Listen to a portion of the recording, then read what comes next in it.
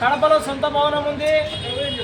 రాయలసీమ జిల్లాల్లో ఆంధ్ర ప్రగతి గ్రామీణ బ్యాంకు కార్మికులకు, పేద ప్రజలకు, రైతులకు అందరికీ అందుబాటులో ఉండి మంచి సేవలు అందిస్తుంది. అటువంటి బ్యాంకును ఈరోజు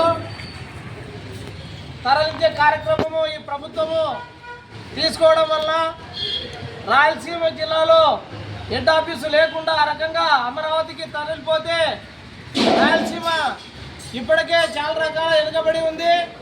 అట్లాంటి రాయలసీమలో హెడ్ ఆఫీసులు ఉండడం వల్ల కొంత అభివృద్ధి కానీ అట్లాగే ఉద్యోగ సంఘాలు కానీ బలంగా ఉండడానికి అవకాశం ఉంటుంది.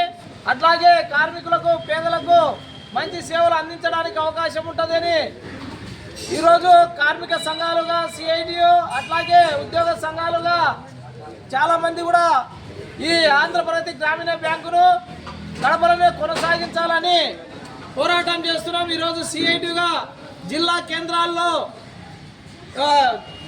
రీజనల్ ఆఫీసుల ముందు ఈరోజు ధర్నా కార్యక్రమం చేపట్టడం జరిగింది.